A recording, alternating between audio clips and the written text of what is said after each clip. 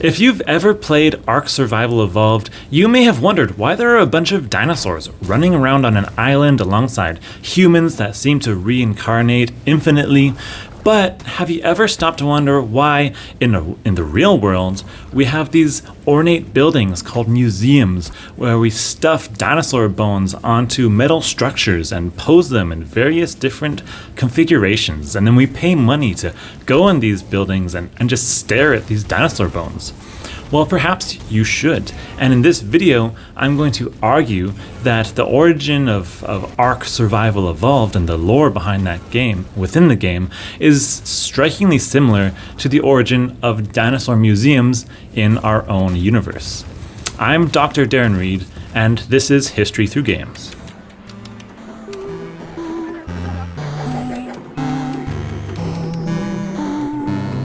Thank you for tuning in. I'm a historian at McGill University, and this is a video series where I use video games that I've played or that are suggested to me to talk about history that I've encountered in my research over the past decade or so.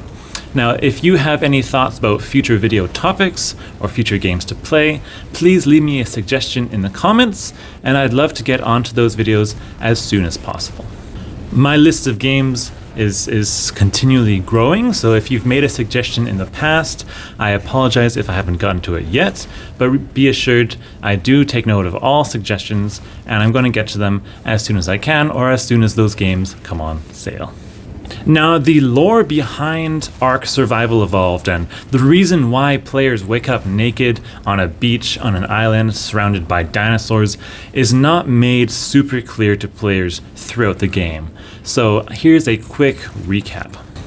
Ark takes place in a fictional universe in the future where Earth was destroyed by a combination of human warfare and human environmental destruction.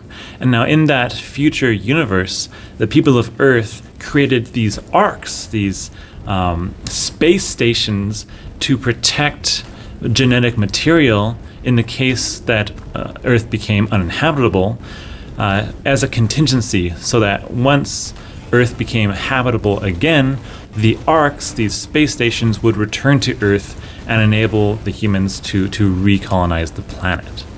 The Arks are therefore highly curated collections of genetic material, largely dinosaurs, but also humans and mammals and fish, that the people of Earth thought would be valuable for creating a society in the future. And in that sense, the Arks are not at all unlike the very first dinosaur exhibits that were created, especially in North America, in the 19th century. Now, you might think that dinosaur museums were created by scientists and specifically by paleontologists to educate and inspire and entertain the public, but you would be wrong. The very first dinosaur museums were created by wealthy industrial capitalists who wanted to use dinosaurs to justify and legitimize their business practices, which were becoming increasingly critiqued by American and by Canadian society. The prime example of this is Andrew Carnegie's museum called the Carnegie Museum of Natural History in Pittsburgh, which was created in 1896 and is famous for, among other things, showcasing some of the first Diplodocus specimens, some of the first Tyrannosaurus rex specimens, and some of the first Apatosaurus specimens. Now, Andrew Carnegie was born into poverty in Scotland, but by 1901 he retired from the steel industry business as the richest man in the world. And as you can imagine, he didn't gain his fortune without making some enemies along the way. Industrial capitalism, what he stood for as a steel magnate, was creating rampant economic inequality in America. And Carnegie's brutal retaliation against some of his employees who went on strike in 1892, this retaliation is now known as the Homestead Massacre because people were killed, turned many of his employees against him as he became a symbol of wealth when they were being denied some basic labor rights.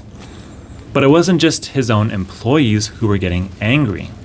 Carnegie contributed in a major way to the transformation of the American economy away from competitive small and medium businesses to anti-competitive mega corporations like his company, U.S. Steel. These anti-competitive mega corporations were raising prices, lowering wages, pushing small and medium businesses out of the marketplace, and this was generating rampant critique from both consumers and workers throughout the United States. So what Carnegie really needed was a way to legitimize his business practices and legitimize the anti-competitive oligopolical society that he wanted for the future. And he looked to dinosaurs to achieve this. Dinosaurs were the perfect metaphor for anti-competitive industrial capitalism, and Carnegie deliberately represented them as this metaphor in his museum. Dinosaurs were depicted as brutish, savage, stupid, and locked inside this pointless competitive world where it was a dinosaur eat dinosaur world. And that this competitive environment held the dinosaurs back from evolving as a species and as a society. And in fact, the fact that they became extinct was used as evidence that the competitive world of the dinosaur world was destined for extinction, and that something was needed to go beyond that. Humans, on the other hand, according to these museum exhibits, were better than dinosaurs. They were more evolved, they were more advanced, and they were smart enough to realize that competition held back society. So these dinosaur exhibits used representations of the brutish and savage nature of competition to argue that human society needed to go beyond competition and needed to be controlled by elite, wealthy industrial corporations who were capable of working together, not against each other, to manage society under a massive corporate bureaucracy and lead society into progression and the future. So Carnegie used these representations of dinosaurs in his museum to try to convince people that a competitive economy was a relic of the ancient past, and that the way of the future was bureaucratic corporate consolidation. Additionally, using his vast wealth and resources to build these massive and elaborate public institutions was a way of justifying wealth inequality in general. Small business owners, no matter how successful they could be, would never be able to fund institutions like the Carnegie Museum of Natural History.